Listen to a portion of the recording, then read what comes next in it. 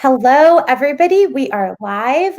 Welcome to episode 5 of That Moment Heart to Heart Talk with Victoria. And today I am speaking with Dan Wolfson, who is incredible. And I can't wait for him to share a little bit more about what he does and what we'll be talking about today.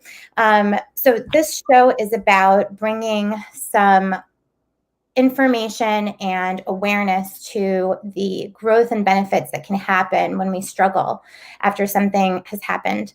And today, speaking to Dan, we'll be talking about grief and how that becomes growth. Dan, welcome. I'm so glad that you're here with me today. Thank you. It's nice to be here. Yeah, I'm so excited to talk to you. For everyone out there, Dan and I have known each other now for about 5 years. We are actually most connected through what Dan will actually talk about today a lot of, which is experience camps. And you can share a little bit about that if you'd like. Sure. Experience camps. We're a nonprofit program that runs overnight camps for children who have experienced loss, so mostly death of a parent or sibling or caregiver. We've been around since 2009, and that time period is a big part of my story. Experience camps is a big part of my story and how I've grown from my own grief, and I've been so thankful to be connected to this community, and so thankful, Victoria, that you are a part of it as well as one of our clinicians supporting our campers in their grief. Thank you so much. Honestly, it has been the best thing that I've been a part of every year. And this year, not being able to be a part of it in person was a huge shot to the heart. And I can't wait to be back in 2021. But tell us who you are in the world and what you do, because it's a lot and it's amazing. Go ahead. Thank you.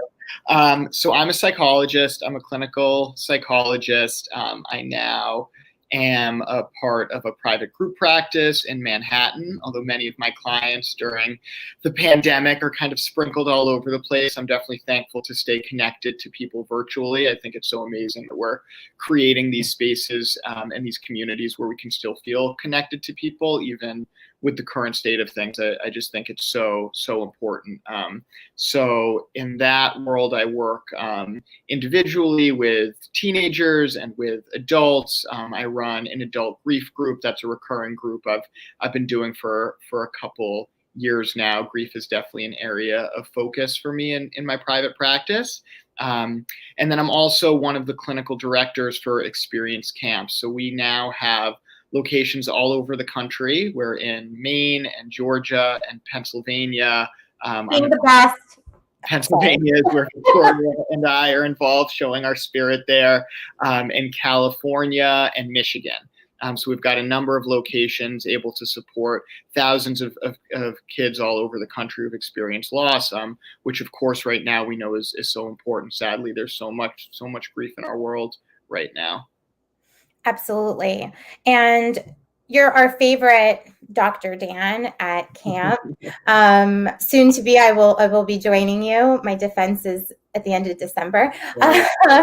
So excited. So Dan, I know that you specialize in grief and bereavement, and it's definitely not something that is unfamiliar to me, but a lot of people out there experience grief, stages of loss, but don't really talk about it a lot. And I was wondering, I know it's a big topic, but can you share what are some things about grief and loss that you feel are really important for people to know, but go taken for granted? Yeah, I think one of the most important things to realize is that we all have the capacity to what I call adapt to grief, that it is a natural process and that grief moves and changes over time. Grief is not something that I want to pathologize. It is not like depression or anxiety. It's not something we're trying to fix. I really hate when people talk about like moving on from grief. We never move on. Our grief, our people who have died, they're always a part of us, and our grief is always a part of us. I like to talk about moving with, right? Where our grief stays with us. And so as opposed to getting over it, it's something that we are moving with, and that we are, as we're going to talk about today, that we are growing through. I love that. That was a mic drop moment. We could just end the interview. That's One awesome. more time. I love that so much because one of the things I love about camp, for example, is that we're surrounded by people who we say get it. Mhm. And I think that get it part is the get it that we never really move on. We move through, we move with, side by side. So I love what you just said. So can you tell us a little bit about yourself and your own story and how you got to contribute the way that you do in the world? Yeah, it is. It is definitely no accident, right? I think a lot of people who work in grief are drawn to it because of a personal connection to it. And like you said, I think it's really powerful to be able to say that I get it, right? Even though, and I'm really open about having experienced loss myself. So I'll say my mom died when I was a teenager. I'll share a little bit more about that in a moment. But I really like to acknowledge that though my story, my timeline is different than anyone's, right? Where we all have our unique experience, that there is some shared experience as well. And I really just hope to be able to normalize in that and to create a sense of safety and a sense of connection. I think that's so important for grief for kids and adults, right? Because it can feel so isolating. Again, especially when we think about our kids at camp, it's not so developmentally common for a 12-year-old to lose a parent. They might be the only child in the classroom who's lost a parent. And everybody wants to fit in and everybody wants to feel accepted. And so they have this experience that makes them different from everybody else. And again, that can be really isolating. So to be able to have these communities and have these relationships where you recognize you're not alone in the experience and actually what you're going through, what you're feeling, what you're thinking about is really, really common. I think that means a lot to people. Absolutely. And what was that moment for you? What happened in your life that had you be so passionate about helping others through their grief journey? Yeah. Well, I am so thankful that Experience Camps exists. It has been so significant to me in my understanding of my own grief and my kind of process of meaning making and process of accepting my loss. So my mom was sick with breast cancer pretty much the entirety of like my high school experience, that those kind of teenage years. And I was pretty disconnected from it at that time. I didn't want to go there. My mom was a trooper and she didn't want to really let on much about her being sick. Kind of, it was business as usual. Of course, she went through chemo, she lost her hair. There were days when she was tired, and I was aware of that. It was a really painful thing to acknowledge. And I think at the time it was easier for me and maybe for my whole family to just kind of try to ignore that. Of course, we know that feelings don't go away just because we're not acknowledging them, right? Yeah. And ultimately, like I said, she died very early on in my freshman year of college. Um, I'm really thankful. I did have a great community of friends, both at school. I'd only been there for 2 months, but I had already made a couple great friends who were really supportive. And then especially my kind of friends I grew up with. We came home from the funeral. They were all just a couple months into college as well, and people flew back from all over the country to be there with me and to show that support. Again, just kind of, I feel like we keep coming back to that theme of community and just feeling not alone during these times is so important. But again, I was able to go back to college and just live a college life. It was almost kind of like out of sight, out of mind. I certainly had my hard days and my emotional days, but I was having a college experience and I was trying to make new friends and figure out what I wanted to study. And all of those pieces. And I think that being in kind of the college bubble, again, let me kind of keep an arm's length from really exploring my grief. Mm. I did end up choosing to major in psychology. And, during those college years, I got kind of increasingly interested in that field. And then it was during my senior year I learned that Camp Manitou, which is a camp in Maine, and it's where Experience Camp started. It was also the camp that I grew up going to as a child, that they were starting this nonprofit camp for kids who had experienced loss. I was going back there as a counselor at the time, so I had long-standing relationship with camp. Love camp. It's a big part of experience. Yeah. You know it well, right? Yeah. And you're amazing. I mean, people, just so everyone knows, Dan looks like he's always put together, even when he's being fun in his fun energy. But you rap. Are you going to rap for us? I'm not planning on rapping today. That wasn't in the game plan. We'll save that. But Dan, you create community around you, and just, you are extroverted, in a beautiful, fun, you're fun, and wholesome at the same time. But, well, at camp.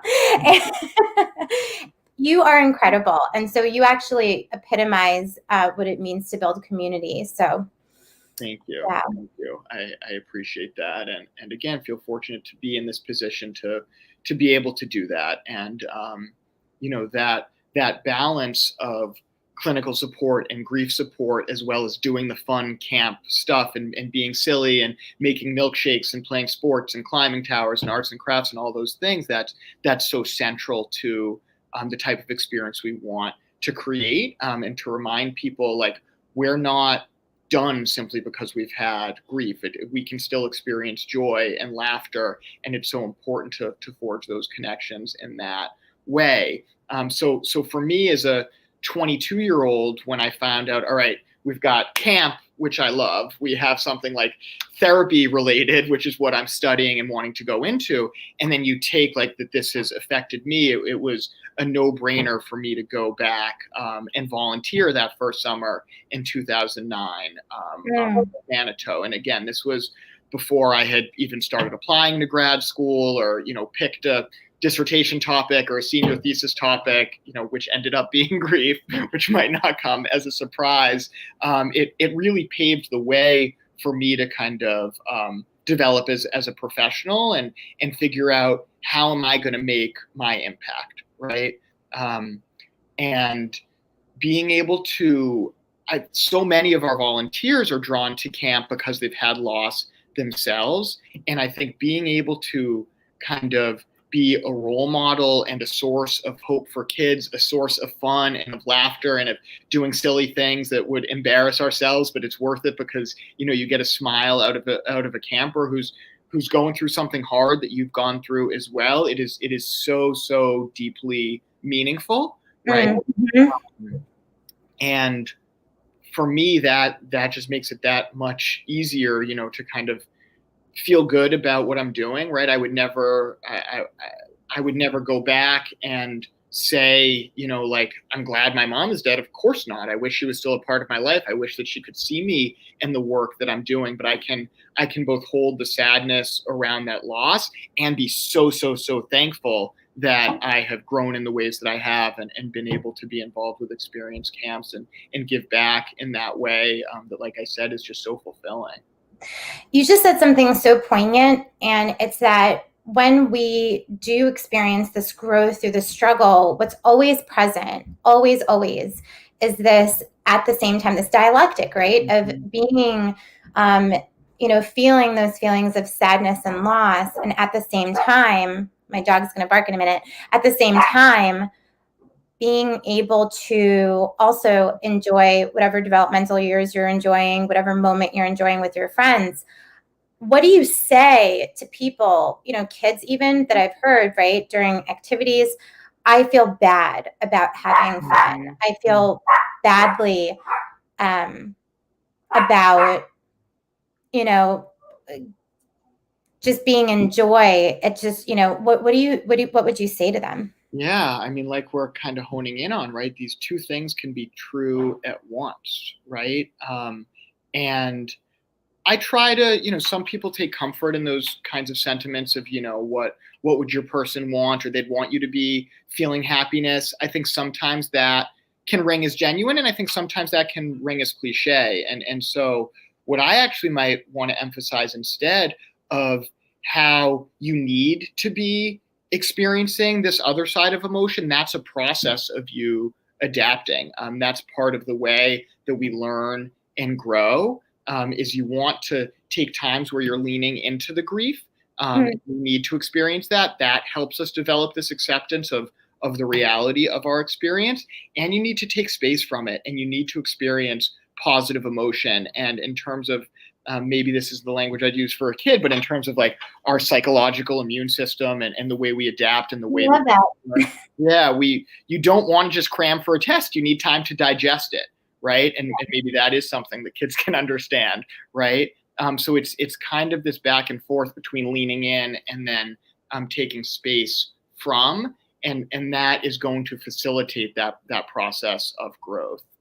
Yeah, it's actually really central to it. We need that, and I think camp models that in so beautifully. And I really try to emphasize that with clients I'm working with at any age, that after we've done something difficult, after we've experienced some sadness, had a hard therapy session, or really let some of that emotion out, go do something nice for yourself. It doesn't have to be anything grand, but play with your dog and to get it to stop barking, or have some chocolate, go for a walk, right? To a hot dog eating contest at camp. Maybe a hot dog eating contest, right? All of the above. Yeah. So tell us about, you were just sharing with me before, we went live, about a moment at camp. Can you share a little bit about that? I thought that was pretty magical. Yeah. So I feel like a real transformative moment for me and for the way this kind of camp community came together was during the final night campfire, our first summer at camp. So there was a tradition at Manitou growing up where during these camp meetings where you're sitting around the fire, someone would come up and they would read a letter home. And, they would talk about their experience at camp and their friends and some funny stories. And, it's a nice reflective exercise. And that was a tradition that I had always been a part of at Manitou. And that informed some of the culture that we were building at experience camps. And so I wanted to take that and I guess to challenge myself as well. It was a very reflective week that first week. I was there in this place that I'd been going to since I was 9 years old. My sister was a volunteer that first summer, some of my best friends in the world. It was a really, really special week. And so I asked if I could read a letter home, and I decided to write a letter to my mom, and who had died about 4 years earlier at the time.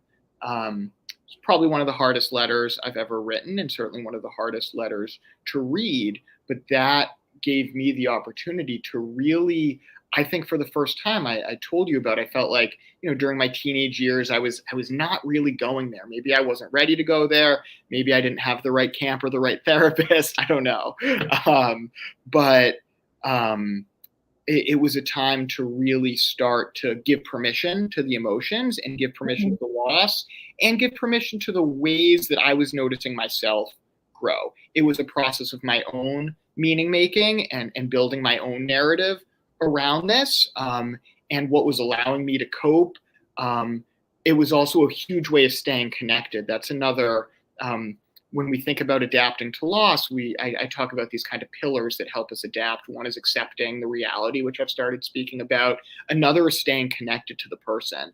And so being able to write and reflect on values that I've held on to, or memories that I had, things I'd learned from my mom, the fact that my sister and I were there together, was also a way of staying connected to her. Like we said, we never want to forget the people. The relationship is ongoing, even though it's changed in such a drastic way.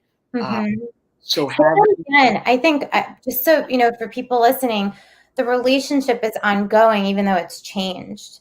And so even though we've lost someone who's significant to us, we still have a relationship to them. Absolutely. And that lives on in our speaking of them, our sharing about them. I love that. Yeah, I appreciate how you're kind of underlining some of the pieces in here, because they're so important, and that connection is absolutely important. So, I'm glad that I had the opportunity to write that letter. I still remember where I was writing it. I can picture it. I can remember those feelings, and then I can remember the energy. I mean, at Pennsylvania this next year, I think we'll have about 120 campers. That first summer we had about 25. This was a small community. There were, maybe 40 people sitting around this campfire, and being able to read that letter, being able to be genuine in my emotion and to feel supported and to feel like there were so many people who were connecting to my story, and that my not holding it silently and my not keeping it at an arm's distance could simultaneously be powerful for me and powerful for the campers and for the community. That was really important. We remind ourselves at camp, when you're sharing, we talk about when we're sharing our stories as adults, as volunteers, kind of ask yourself, am I sharing for me or am I sharing for the campers? And we always want to have that frame of, the campers come first. But if we're being honest, I think the answer can be both, right? And for me, that letter was absolutely for me and for them. And it was such a profound space to be in and share together. And I'm just, so thankful and kind of humbled that I had that opportunity, and that's a tradition. That letter home and that final night campfire is a tradition that stayed with us after all these years, and it feels really special to be such an intimate part of that. That's incredible. Yeah. I love what you're sharing about sharing, the power of a story, the power of our story. When we think about TEDx speakers who share their vulnerabilities, and we think about you sharing today about your mom. What was her name, by the way? Judy. What is her name? Judy? Yeah. And, just we see ourselves in somebody else's sharing. And what's really profound is that you don't even have to have gone through the same exact circumstance. When you have a profound experience and you can see that person in front of you sharing the same sort of visceral experience that you've had because of that loss, it's probably why camp is so magical. It's like we're all bonded. We see ourselves in one another. Yeah, I mean, I noticed even as you were talking there, I almost felt myself exhale, just thinking of like what it feels like to see yourself reflected in somebody else. It's just such a relief, right? It's like I am not holding this pain by myself anymore, and that is just so freeing. Mm-hmm. I love that. And one thing I wanted to ask you was, a lot of people at camp who volunteer, for example, have had their own losses. And I'm thinking of some who haven't.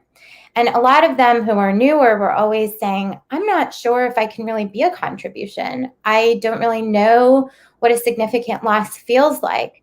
And we know that those people have been incredible contributions, despite the fact that they thought that they wouldn't be. What do you say to people who want to be a support or contribution to people in their lives, but don't feel like they know what that feels like? What would you say to them?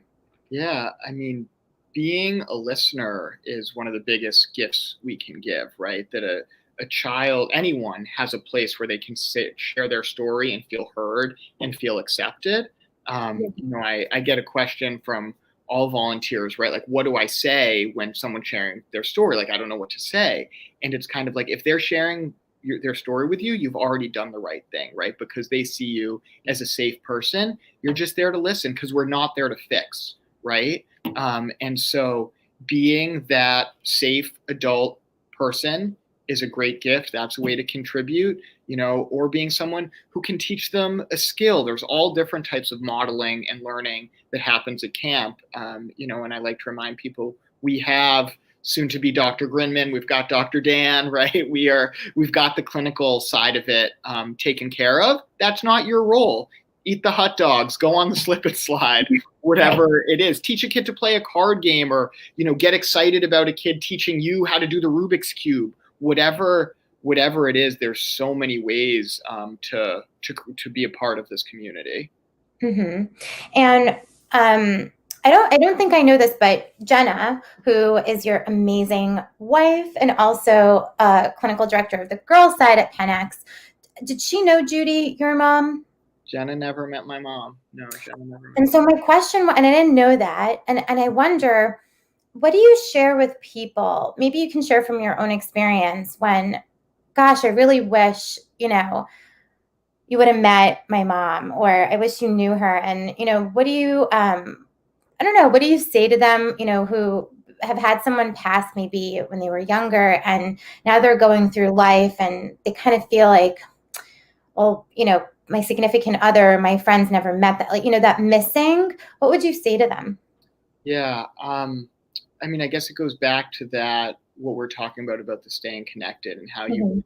keep a person a part of your life. I think sharing stories, right? My mom was so much more than, a woman who died from cancer too young, right? My mom was alive for so many years and she had funny things about her and catchphrases and all of these Give types us of one. What was one of her catchphrases? what was one of her catchphrases? If I, you're going to embarrass me and her. The first one that jumped out, it was more the way she said things. She would often come up with like nicknames for things. She'd throw a lot of Yiddish into things. But right now, what's coming up to me is how she would tell us if we didn't like the dinner she'd make. She'd say the kitchen is closed. The kitchen is closed. And I'm sorry, Mom, that that's the first one that jumps out. And she did do a beautiful job making dinner every night, which I very much appreciated. And if I didn't like it, then I was on my own. But so it's things that make you laugh, right? And that you can smile at, more obviously coming back as we're talking, and I guess save them for another day. Yeah. But that's so beautiful, right? Because that's her alive. And so I absolutely think having pictures around and sharing stories and remembering, especially for kids who have maybe experienced a loss when they're younger and they worry about not remembering stories. I think it's absolutely important for families to share stories and make that kind of a part of their tradition. And also just to remember that like our hearts and our minds hold these attachment figures in really visceral ways. Like I think that, Mm. my mom shows up in dreams much more clearly than she Mhm. in just kind of like a regular memory I'm trying to call up, which is just kind of a comforting reminder of like I do know even if I'm not primed to remember in a certain moment. What a great tip there, because I'm thinking of a couple of boys that I'm very connected to in one of my bunks who are twins, right? And same age, you would think same experiences in regards to what they experienced, but I remember their first year, one feeling, always looking to his brother to see, how his brother was responding because he didn't remember as much. And there's always that feeling, he would describe of like, but I don't remember, and sadness around that. But there's a visceral, remembering that we have. I love that. Very cool. Yeah, thank you. So tell us, what are you up to? I know that you are in private practice. What is next for you? What are you doing that you want people to know about? Well, I definitely want to. We've got my private practice website is on the screen there, and I think we definitely want to give people the information for experience camps as well, which has been such a big part of our conversation today, and obviously a big part of my story. And I believe that's just experiencecamps.org. It's also very Googleable if you just Google experience camps. We're going over it used to be experience.camp, but we're making the switch to experiencecamps.org, and I think that should be live Mhm. right about now. So we're starting to gear up for camp, I guess. I am so keeping my fingers crossed that we can be there in person again in August of 2021. And that is what we're planning for. We have most of our campers enrolled because all of our campers who are signed up last year have the invitation to return again. So we're starting to gear up for that. And again, I've just been trying to stay focused on staying connected. I mentioned this grief group for adults, typically kind of adults in their 20s and 30s, kind of young professionals that I run through Renicky and Associates. Mhm. And I'm on the second cycle of that's been entirely virtual. I was a Mhm. little hesitant to kind of go virtual with that, but I'm so glad that I did. I think people have really appreciated being able to connect in that way. And like I said, building community is such a big goal and kind of guidepost for me. So trying to do that in the different ways that we can. I love it. And I want as many people as possible to take advantage of what it is that you offer in terms of a group atmosphere.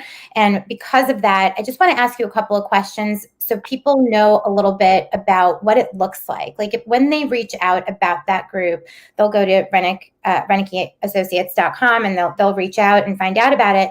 what does the group look like? Who's in it?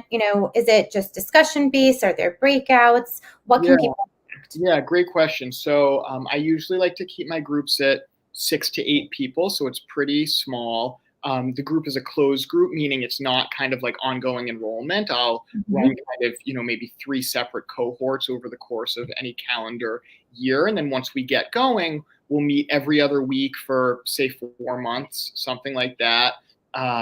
And really it's I have some things I like to share. You've heard some of my little catchphrases today that have come up. But it's really a space for people to share their experience. We talk a lot about different themes, related to frustrations with friends or with other family members, sharing stories. We're obviously talking a lot about the holidays at this time of year and how that feels.